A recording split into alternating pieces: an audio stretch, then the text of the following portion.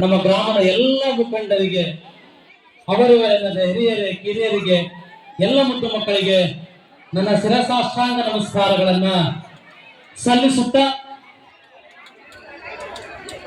ದಲಿತರ ಕಣ್ಮಣಿ, ದಲಿತೋದ್ಧಾರಕ, ಅಸ್ಪೃಶ್ಯರ ಬಾಳಿಗೆ ಬೆಳಕಾಗಿ ಬಂದ ಮಹಾನ್ ಚೇತನ, ನಮ್ಮ ನಿಮ್ಮೆಲ್ಲರ ನೆಚ್ಚಿನ ಸಂವಿಧಾನ ಶಿಲ್ಪಿ, ಆಧುನಿಕ ಭಾರತದ ನಿರ್ಮಾತೃ, ಶೋಷಿತ ವರ್ಗದ ಧನಿ ಡಾಕ್ಟರ್ BR ಅಂಬೇಡ್ಕರ್ ಅವರಿಗೆ ನನ್ನ ಅನಂತ ಅನಂತ ನಮನಗಳನ್ನ ಸಲ್ಲಿಸುತ್ತ, ಸ್ನೇಹಿತರೆ, 1950 ಜನವರಿ 26 ಸಂವಿಧಾನ ಜಾರಿಗೆ ಬಂದಂತಹ ದಿನ.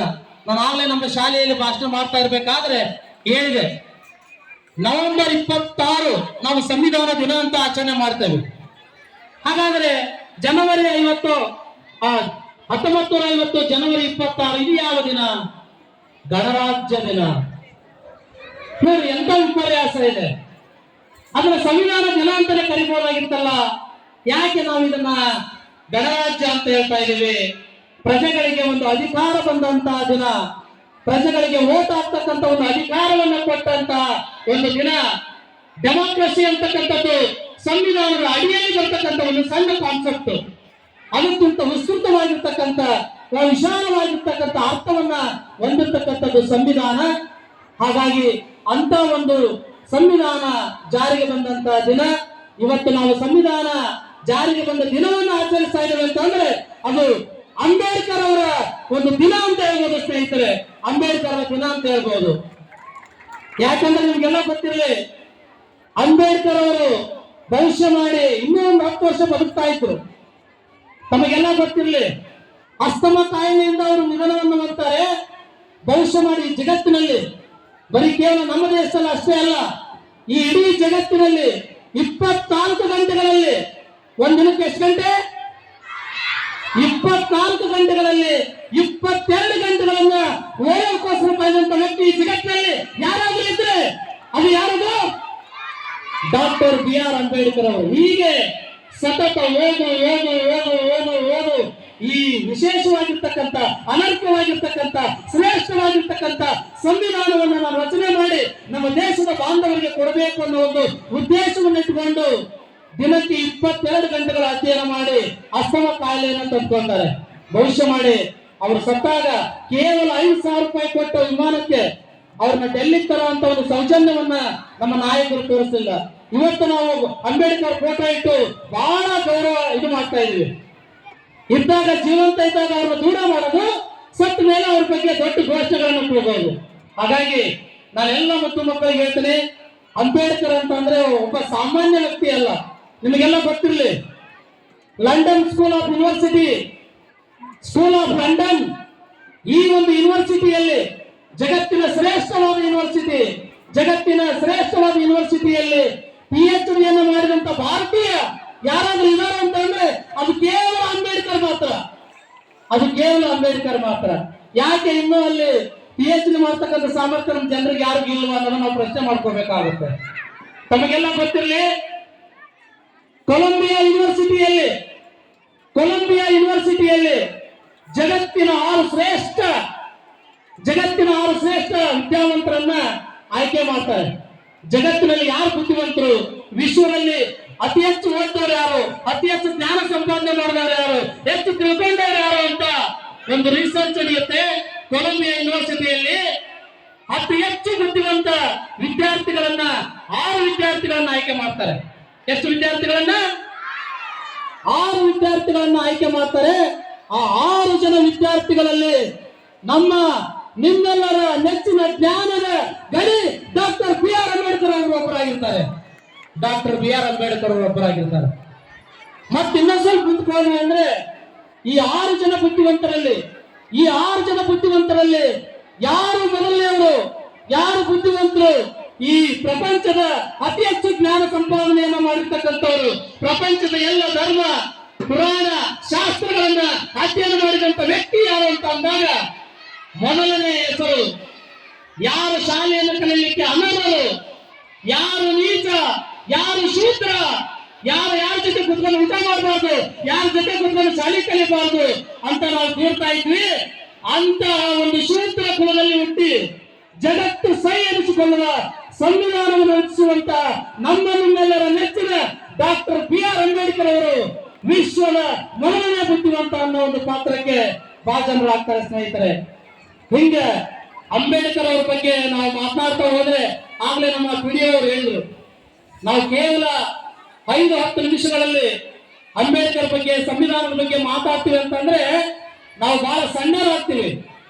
ಅದಕ್ಕೆಲ್ಲ ವಿದ್ಯಾರ್ಥಿಗಳು ಕೇಳಿಸ್ಕೋಬೇಕು. ಅಂಬೇಡ್ಕರ್ ಒಂದು ಮಾತು ಹೇಳ್ತಾರೆ, ಏನು ಅಂತಂದ್ರೆ, ನಿನ್ನ ಹತ್ರ 2 ರೂಪಾಯಿ ಇದೆ. ಎಷ್ಟು ರೂಪಾಯಿ ಇದೆ? ನಿನ್ನ ಹತ್ರ 2 ರೂಪಾಯಿ ಇದೆ. ಅದರಲ್ಲಿ 1 ರೂಪಾಯಿ ಕೊಟ್ಟು ಊಟ ಮಾಡಿ. ನೀನು 1 ರೂಪಾಯಿ ಕೊಟ್ಟು ಏನ್ ಮಾಡು? 1 ರೂಪಾಯಿ ಕೊಟ್ಟು ಊಟ ಮಾಡು, ನೀನು ಬದುಕ್ತೀಯ. 1 ರೂಪಾಯಿ ಕೊಟ್ಟು ಊಟ ಮಾಡಿದ್ರೆ ಏನಾಗ್ತೀಯ ನೀನು? 1 ರೂಪಾಯಿ ಕೊಟ್ಟು ಊಟ ಮಾಡಿದ್ರೆ ನೀನು ಬದುಕ್ತೀಯ.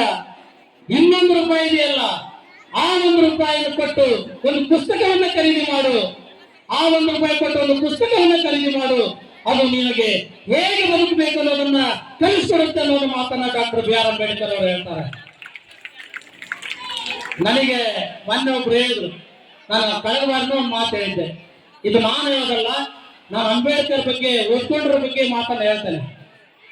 ನನಗೆ ಒಂದು ದೇವಸ್ಥಾನ ಕಟ್ಟಬೇಕಾದ್ರೆ ಎಲ್ಲ ನಮ್ಮ ಎಷ್ಟು ದುಡ್ಡು ಕೊಟ್ರು, ಎಲ್ಲರೂ ಕೊಟ್ರು. ನಾನು ಮತ್ತೆ ಇದನ್ನ ರಿಪೀಟ್ ಮಾಡ್ತಾ ಇದ್ದೇನೆ, ನಾನು ದುಡ್ಡು ಕೊಡಲ್ಲ ಅಂದೆ. ಅಂದ್ರೆ ನನಗೆ ದೇವರ ಬಗ್ಗೆ ಭಕ್ತಿ ಇಲ್ಲ ಅಂತ ಅಲ್ಲ, ಯಾಕೆಂದ್ರೆ ಆ ದೇವರುಗಳ ಬಗ್ಗೆ ನಂಬಿಕೆ ಇಲ್ಲ ನನಗೆ. ಅವು ನಮ್ಮ ಶಾಂತಿ ಸಮಾಧಾನ ಇದಕ್ಕೋಸ್ಕರ ಮಾಡ್ಕೊಂಡಿರ್ತಕ್ಕಂಥ ಮಠ, ಮಂದಿರ, ಮಸೀದಿಗಳು. ಯಾಕೆ ಅಂದ್ರೆ ಇದು ನಾನು ಹೇಳೋದಲ್ಲ, ಅಂಬೇಡ್ಕರ್ ಹೇಳ್ತಕ್ಕಂಥದ್ದು.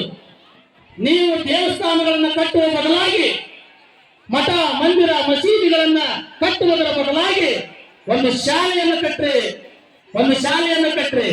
ನೀವು ದೇವಸ್ಥಾನಗಳನ್ನ ಕಟ್ಟಿದ್ರೆ ಅಲ್ಲಿ ಭಿಕ್ಷುಕರು ನಿರ್ಮಾಣ ಆಗ್ತಾರೆ. ನಾವೆಲ್ಲ ಮೈಲಾರಗುಪ್ಪ ಜಾತ್ರೆ, ಆ ಜಾತ್ರೆ, ಈ ಜಾತ್ರೆ ಹೋಗ್ತೀವಿ. ಆ ದೇವಸ್ಥಾನದ ಹೊರಗಡೆ ಬಂದ್ರೆ ಯಾರಿರ್ತಾರೆ? ಭಿಕ್ಷುಕರು ಇರ್ತಾರೆ. ದೇವಸ್ಥಾನವನ್ನು ಕಟ್ಟಿದ್ರೆ ಭಿಕ್ಷುಕರು ನಿರ್ಮಾಣ ಆಗ್ತಾರೆ. ಅದೇ ಒಂದು ಶಾಲೆಯನ್ನು ಕಟ್ಟಿದ್ರೆ ವಿದ್ಯಾವಂತರು ನಿರ್ಮಾಣ ಆಗ್ತಾರೆ. ನಮ್ಮ ಸಮಾಜಕ್ಕೆ ಭಿಕ್ಷುಕರು ಬೇಡ, ನಮಗೆ ಯಾರು ಬೇಕು? ವಿದ್ಯಾವಂತರು ಬೇಕು, ವಿದ್ಯಾವಂತ ಪ್ರಜೆಗಳು ಬೇಕು. ದೇಶವನ್ನು ಸುಭದ್ರವಾಗಿ ಕಟ್ಟತಕ್ಕಂಥ ಸುಶಿಕ್ಷಿತರು ಬೇಕು. ಅಂತ ಸುಶಿಕ್ಷಿತರನ್ನು ಪಡೆಯಲಿಕ್ಕೆ ನಾವು ನೀವೆಲ್ಲರೂ ಶಾಲೆಯನ್ನು ಕಟ್ಟಬೇಕು ಅನ್ನೋ ಒಂದು ಸಾಕಷ್ಟು ವಿಚಾರಗಳನ್ನ ಡಾಕ್ಟರ್ BR ಅಂಬೇಡ್ಕರ್ ಅವರು ಕೊಟ್ಟು ಹೋಗ್ತಾರೆ. ಇಂಥ 10 ಹಲವು ವಿಚಾರಗಳನ್ನ ಕೊಟ್ಟಂತವರು ಇವತ್ತು ಅಂತ ಒಂದು ಅನರ್ಘ್ಯವಾಗಿರ್ತಕ್ಕಂಥ, ಬಹಳ ಶ್ರೇಷ್ಠವಾಗಿರ್ತಕ್ಕಂಥ ಸಂವಿಧಾನವನ್ನ ತಿರುಚುವ, ಮರೆಮಾಚುವ, ಅದನ್ನು ಮರೆಸುವ, ಅದನ್ನ ಧೃತಿಗೆಡಿಸುವಂತ ಒಂದು ಕೆಲಸ ನಡೀತಾ ಇದ್ದವು. ಒಂದು ವೇಳೆ ಸಂವಿಧಾನ ಇಲ್ಲ ಅಂದ್ರೆ ನಾವು ಯಾರು ಇಲ್ಲಿ ಈ ರೀತಿ ಆರಾಮ ಕುತ್ಕೊಳ್ಳಕ್ ಆಗ್ತಾ ಇರಲಿಲ್ಲ. ನಾನು ಸಾಕಷ್ಟು ಹೇಳಿದ್ದೇನೆ. ಇವತ್ತು ಡಾಕ್ಟರ್ BR ಅಂಬೇಡ್ಕರ್ ಅವರು 1946ರಲ್ಲಿ, ತಮಗೆಲ್ಲ ಗೊತ್ತಿರಲಿ, 1946 ಅಲ್ಲಿವರೆಗೂ ನಮ್ಮ ದೇಶದಲ್ಲಿ ಬರೀ ಕೇವಲ ಓಟ್ ಹಾಕುವಂತ ಹಕ್ಕು ಯಾರಿಗಿತ್ತು ಅಂತಂದ್ರೆ ಬಹಳ ಜಮೀನು ಹೊಂದಿರ್ತಕ್ಕಂಥ ಜಮೀನ್ದಾರಿಗಿತ್ತು, ರಾಜರಿಗಿತ್ತು, ಶ್ರೀಮಂತರಿಗಿತ್ತು, ಬಹಳ ಓದ್ಕೊಂಡಿರ್ತಕ್ಕಂಥ ವಿದ್ಯಾವಂತರಿಗಿತ್ತು. ಆದ್ರೆ ಯಾವೊಬ್ಬ ಸಾಮಾನ್ಯ ನಾಗರಿಕ, ಯಾವುದೇ ಒಬ್ಬ ಸಾಮಾನ್ಯ ಜನ ಓಟ್ ಹಾಕುವಂತ ಹಕ್ಕಿದ್ದಿಲ್ಲ. ಆದ್ರೆ ಅಂಬೇಡ್ಕರ್ ಅವರು ಇವತ್ತು ಶಿಕ್ಷಣ ಅಲ್ಲ, ಇವತ್ತು ಸಹಿ ಮಾಡಿದಂತ ವ್ಯಕ್ತಿ, ಎಪ್ಪತ್ತಿನ ವ್ಯಕ್ತಿ ಇವತ್ತು ಓಟ್ ಹಾಕ್ತಾನೆ ಅಂತಂದ್ರೆ ಅದಕ್ಕೆ ಕಾರಣ ನಮ್ಮ ಡಾಕ್ಟರ್ BR ಅಂಬೇಡ್ಕರ್ ಅವರು. ಅಂತ ಒಂದು ಓಟಿನ ಹಕ್ಕನ್ನ, ಜನರನ್ನ ಆರಿಸ್ತಕ್ಕಂಥ ಹಕ್ಕನ್ನ, ನಮಗೆ ನಾವೇ ಬೇಕಾಗಿರ್ತಕ್ಕಂಥ ಸರ್ಕಾರ ರಚಿಸತಕ್ಕಂಥ ಒಂದು ಸ್ವಾತಂತ್ರ್ಯವನ್ನ ಕೊಟ್ಟಂತವರು ಡಾಕ್ಟರ್ BR ಅಂಬೇಡ್ಕರ್ ಅವರು. ಹೀಗೆ ಅವ್ರ ಬಗ್ಗೆ ಮಾತಾಡ್ತಾ ಹೋದ್ರೆ ನಿಮಿಷ, ಗಂಟೆ ಎಷ್ಟು ಸಾಲಲ್ಲ. ಅವರೊಂದು ದೊಡ್ಡ ಬದುಕು, ಅವರಂತ ವಿದ್ಯಾವಂತರು, ಅವರಷ್ಟು ಓದ್ಕೊಂಡವರು. ನಾವೆಲ್ಲ ಹೇಳ್ತೀವಿ ಕಾನೂನು ಎಲ್ಲರಿಗೂ ಒಂದೇ ಅಂತ ಹೇಳ್ತೀವಿ, ಒಬ್ಬ ತಪ್ಪು ಮಾಡಿದ್ರೆ ಕಾನೂನು ಒಂದೇ. ಆದ್ರೆ ಒಂದು ಆಸ್ತಿಯನ್ನು ಹಂಚಬೇಕಾದ್ರೆ, ಒಂದು ವಿವಾಹ ವಿಚ್ಛೇದನ ಮಾಡಬೇಕಾದ್ರೆ ಆ ಒಂದು ಧರ್ಮದ ಆಧಾರದ ಮೇಲೆ, ಆ ಧರ್ಮದ ನೆಲೆಗಟ್ಟಿನ ಮೇಲೆ ಆಸ್ತಿ ಹಂಚಿಕೆ ಆಗುತ್ತೆ. ತಿಳಿದಿರಲಿ ನಿಮಗೆ. ಇವತ್ತು ಹಿಂದೂಗಳಿಗೆ ಒಂದು ಕಾನೂನು ಇದೆ, ಮುಸ್ಲಿಮರಿಗೆ ಒಂದು ಕಾನೂನು ಇದೆ, ಮಮ್ಮನಲ್ಲ ಅಂತ ಹೇಳ್ತಾರೆ. ಇವತ್ತು ಒಬ್ಬ ಗಂಡ ಸತ್ತಂದ್ರೆ ಹೆಂಡತಿಗೆಲ್ಲ ಆಸ್ತಿ ಹೋಗುತ್ತೆ. ಆ ಹೆಂಡತಿ ಹಿಂದೂ ಕಾನೂನು ಪ್ರಕಾರ ಯಾರು ಬೇಕಾದ್ರೂ ಅದನ್ನ ಕೊಡಬಹುದು. ಆದ್ರೆ ಅದೇ ಮುಸ್ಲಿಂ ಅಲ್ಲಿ ಹಾಗಿಲ್ಲ. ಮುಸ್ಲಿಂ ಅಲ್ಲಿ ಆದ್ರ ಅವ್ರಿಗೆ ಯಾರು ಹೆಂಡತಿ ಮಕ್ಕಳು, ಅವ್ರಿಗೆ ಯಾರು ಮಕ್ಕಳು ಮನೆ ಇಲ್ಲ ಅಂತಂದ್ರೆ ಆ ಎಲ್ಲ ಆಸ್ತಿ ಸಹೋದರ ಸಹೋದರಿಯಲ್ಲಿ ಹೋಗುತ್ತೆ.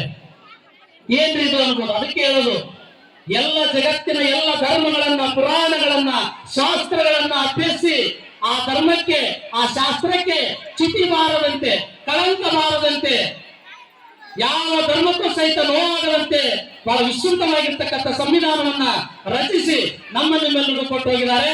ಆ ಸಂವಿಧಾನವನ್ನ ಉಳಿಸ್ತಕ್ಕಂಥ, ಸಂವಿಧಾನವನ್ನ ರಕ್ಷಣೆ ಮಾಡ್ತಕ್ಕಂಥ ಕೆಲಸವನ್ನ ನಾವು ಮಾಡಬೇಕು.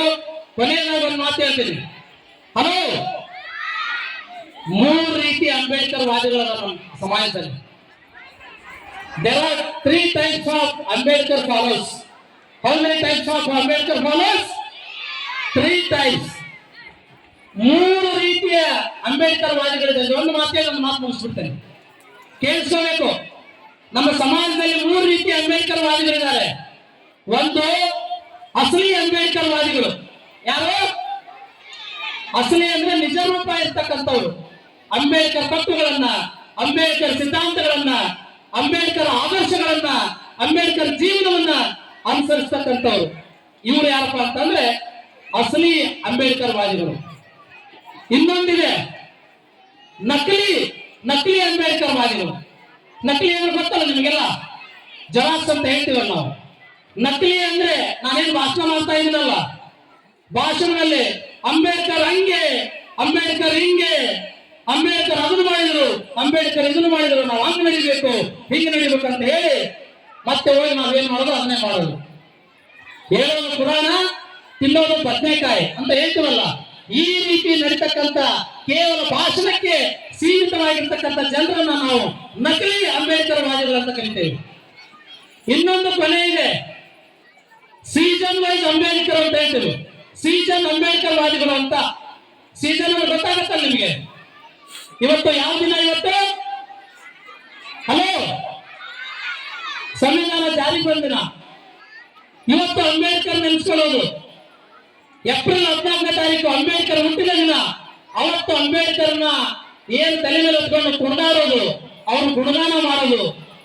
ಅಂಬೇಡ್ಕರ್ ನವೆಂಬರ್ 26 ಸಂವಿಧಾನ ಜಾರಿ ಬಂದ ದಿನ ಅಂಬೇಡ್ಕರ್ ಬಗ್ಗೆ ಮಾತಾಡೋದು, ಜನವರಿ 26 ಮಾತಾಡೋದು. ಇವ್ರನ್ನ ಸೀಸನ್ ವಾದಿ ಅಂಬೇಡ್ಕರ್ ಅಂತ ಕರೀತಾರೆ.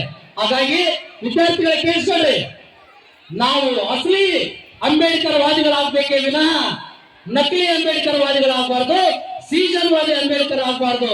ನಾವು ಅಸಲಿ ಅಂಬೇಡ್ಕರ್ ವಾದಿಗಳಾದಾಗ ಮಾತ್ರ ಇವತ್ತು ನಾವು ಫೋಟೋ ಇಟ್ಟು ಪೂಜೆ ಮಾಡಿದ್ದು ಸಾರ್ಥಕತೆ ಪಡೆಯುತ್ತೆ ಅನ್ನೋ ಮಾತನ್ನ ಹೇಳ್ತಾ, ಇನ್ನೂ ಸಾಕಷ್ಟು ಕಾರ್ಯಕ್ರಮಗಳು ಈ ಒಂದು ವೇದಿಕೆಯಲ್ಲಿ ಅನಾವರಣಗೊಳ್ಳುವುದರಿಂದ ನಾವೆಲ್ಲರೂ ಸಹಿತ ಅಂಬೇಡ್ಕರ್ ತತ್ವಗಳನ್ನ, ವಿಚಾರಗಳನ್ನ ಮೈಗೂಡಿಸಿಕೊಂಡು ಸಂವಿಧಾನವನ್ನ ಉಳಿಸ್ತಕ್ಕಂಥ, ರಕ್ಷಿಸ್ತಕ್ಕಂಥ ಕೆಲಸವನ್ನು ನಾವು ನೀವೆಲ್ಲರೂ ಸಹಿತ ಮಾಡೋಣ ಅಂತ ಅನ್ನೋ ಮಾತನ್ನ ಹೇಳ್ತಾ, ಇಂಥ ಒಂದು ಗಣ್ಯ ವೇದಿಕೆಯಲ್ಲಿ ನನಗೆ ಮಾತಾಡ್ಲಿಕ್ಕೆ ಅವಕಾಶ ಮಾಡಿಕೊಟ್ಟಂತ ತಮ್ಮೆಲ್ಲರಿಗೂ ನನ್ನ ಮಾತನ್ನು ಮುಗಿಸ್ತೇನೆ. Okay, thank you.